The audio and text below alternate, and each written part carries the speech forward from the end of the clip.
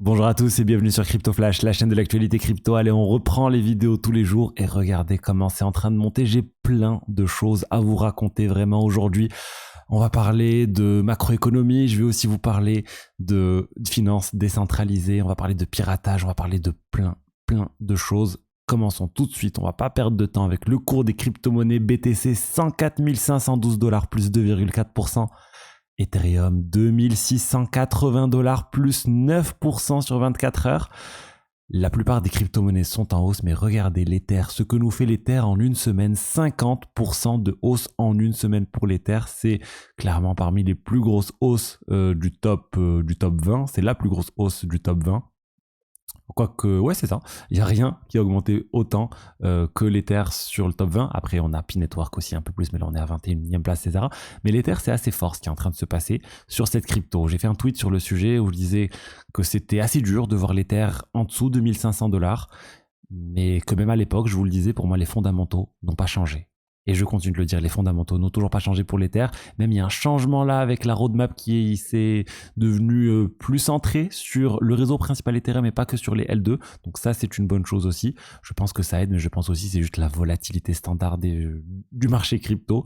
Ça baisse des fois sans trop de raisons et ça augmente aussi des fois sans trop de raisons. En tout cas, je reste convaincu que l'Ether, c'est un très beau projet. Qui est sous-évalué pour moi par rapport à beaucoup d'autres projets crypto. Ensuite, on va parler de l'inflation. L'inflation aux États-Unis, elle a été de 0,2% en avril. C'est un peu moins que ce qui était prévu. On s'attendait à 0,3%. Donc c'est plutôt pas mal. On a toujours, sur un an, ça fait quand même une hausse de 2,3%. Mais le marché s'attendait à 2,4%. Donc c'est plutôt bon, ça aussi. L'inflation est assez contenue aux États-Unis. On attend maintenant que la Fed vienne baisser ses taux directeurs. Jérôme Powell est assez frileux sur le sujet. Trump n'arrête pas de l'encourager à baisser les taux, mais il ne peut pas le faire à sa place ou licencier Jérôme Powell. Donc pour l'instant, ça n'a pas bougé, mais j'espère que ça va bientôt bouger. On a qu'est-ce que je peux vous dire d'autre aussi? On a aussi un peu tout ce qui est autour des droits douaniers. C'est en train de se calmer avec la guerre commerciale entre les États-Unis et la Chine. Il y a eu une trêve là de 90 jours avec une baisse des droits douaniers mis en place par chaque pays. Donc ça aussi, c'est plutôt pas mal. Les marchés sont un peu rassurés, mais voilà, c'est pas fini cette guerre commerciale. Il risque d'avoir encore beaucoup de volatilité, mais les choses avancent. Ensuite, on a eu, j'en ai pas parlé, je crois, il y a 2 semaines quand c'est arrivé.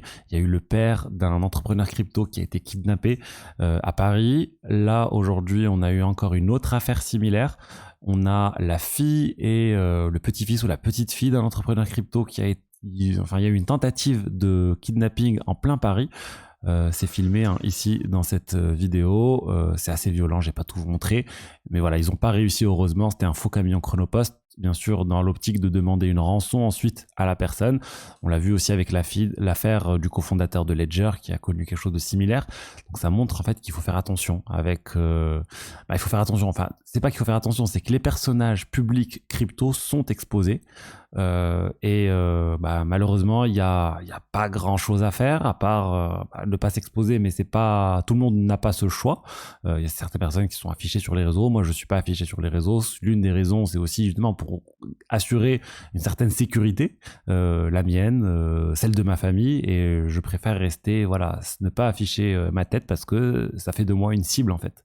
Et faut savoir que c'est très courant dans l'écosystème crypto de ne pas se montrer.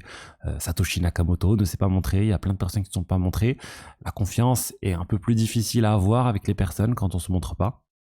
Mais c'est quelque chose qui est nécessaire pour se protéger dans ce monde extrêmement violent. Ensuite, on va parler de Lido. Il y a eu un piratage sur Lido. Alors rassurez-vous, c'est pas le protocole principal, c'est pas les Ethers qui ont été volés, c'est un mécanisme d'oracle sur Lido qui a été impacté. C'est en fait il y a 9 signataires sur Lido et il faut 5 signataires parmi les 9 pour pouvoir réaliser certaines actions sur le protocole qui ne consistent pas à voler l'argent, mais plutôt à mettre à jour la quantité d'Ethers générés ou qui doit être burn. Il y a une de ces clés qui a été compromise. Le hacker a pu obtenir, accrochez-vous, la somme de 1,5 Ether, donc absolument rien du tout. C'est pas grand chose, c'est pas grave, mais ça montre encore une fois que il y a même des gros protocoles qui peuvent se faire pirater. Alors là, c'est pas directement, on va dire, je vous ai dit, le cœur du Lido, on n'est pas sur le staking qui a impacté les validateurs, etc. C'est un peu la périphérie, mais s'il y avait 5 signataires qui avaient été impactés, ça aurait pu être un peu plus grave pour le protocole. On aurait pu avoir un slashing massif qui aurait pu être corrigé, je pense, par la suite. Mais voilà, il y a des choses quand même qui peuvent arriver, et c'est pour ça qu'il c'est bien de se diversifier un peu dans les cryptos. Je suis pas du tout en train de vous dire de quitter Lido. Lido, c'est vraiment très très bien. Le STETH, c'est l'un des meilleurs protocoles pour staker de l'Ether. Mais ça vous empêche pas de vous diversifier un peu. Vous pouvez aller voir sur Etherfi aussi, vous pouvez staker des Ethers, etc. Et on va parler maintenant de Ledger. Ledger aussi a connu un piratage, un petit piratage, c'est juste leur compte Discord qui a été piraté. Donc ça, c'est pas très grave. Je vais vous parler d'un protocole de finance décentralisée aussi, Curve Finance, dont le site web a été piraté. Là, c'est un contournement des DNS. Donc, ils ont redirigé le site de Curve Finance vers un faux site qui volait l'argent des utilisateurs. C'est pas la première fois que ça arrive à Curve Finance. Les smart contracts sont safe. Et maintenant, le bon site, c'est curve.finance. C'est curve.fi qui est impacté. N'allez pas sur curve.fi. Mais voilà, donc vraiment, des fois, il y a des piratages tous les jours, des fois, il se passe rien pendant longtemps. Heureusement, là, on n'est pas sur des gros piratages, et de toute façon, il n'y a aucun piratage qui atteindra, je pense, les 1,4 milliard de Bybit. Et si c'est le cas, ça sera juste catastrophique. Ensuite, si vous voulez obtenir un bonus de 10 € sur Bitvavo, vous pouvez passer par le lien dans la description. C'est un exchange crypto partenaire de la chaîne. Je vous en ai déjà parlé. Ils sont européens.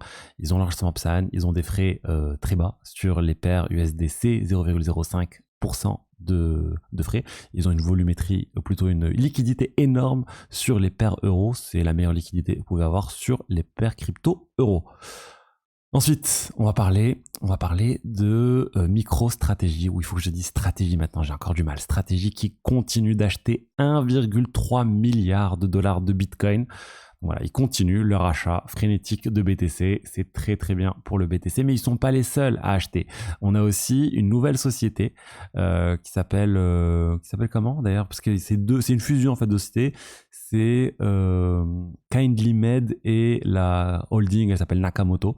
Ils ont levé 700 millions de dollars pour acheter du BTC, faire la stratégie de MicroStrategy, d'acheter du BTC avec de l'effet levier d'une certaine manière, en levant de la dette pour acheter du BTC et en faisant ça de manière régulière. Donc vous imaginez 1,3 milliard là pour le BTC, ça vient de sortir, on aura 700 millions bientôt. On a aussi la société 21 millions, je pense, dont je vous ai déjà parlé aussi, qui est en train de lever, qui a levé des milliards. Bref, ça continue, l'achat crypto. Coinbase aurait étudié cette stratégie, mais ils ont décidé de pas le faire, estimant que c'était trop risqué. D'ailleurs, Coinbase, il y a eu l'annonce sur leur inclusion dans le SP500, donc cet indice des 500 plus grosses sociétés américaines.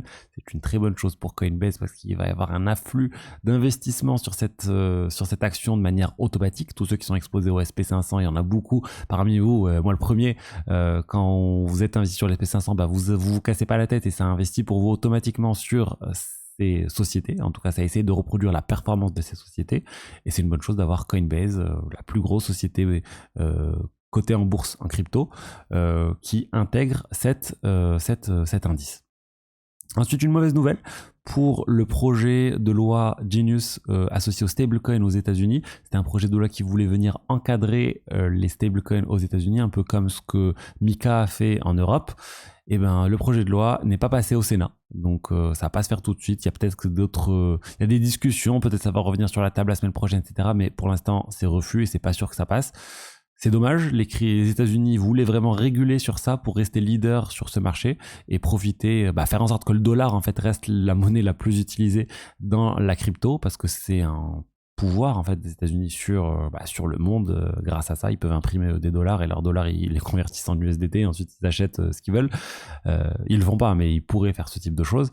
Donc c'est quand même dommage et ça met un peu un coup de frein à la stratégie de Donald Trump de régulation des cryptos. On n'a pas encore plus d'annonces là pour le moment autour de la réserve américaine crypto. Ensuite, quelques petites news. Liquidity V2 revient le 19 mai, donc très bonne chose. Je vous rappelle, ça a été déployé Liquidity V2. Il y a eu une faille qui a été trouvée. La faille a été corrigée. Ils ont refait plein d'audits. Ils ont fait des compétitions d'audits. Bref, c'est très très bien audité maintenant. Et ils se relancent le 19 mai, donc une très bonne chose pour ce projet auquel je crois vraiment. Ensuite, Yuga Labs, on va parler de NFT, j'en parlais beaucoup à un moment sur ma chaîne, mais depuis ça s'est un peu calmé, je pense que vous avez dû le remarquer.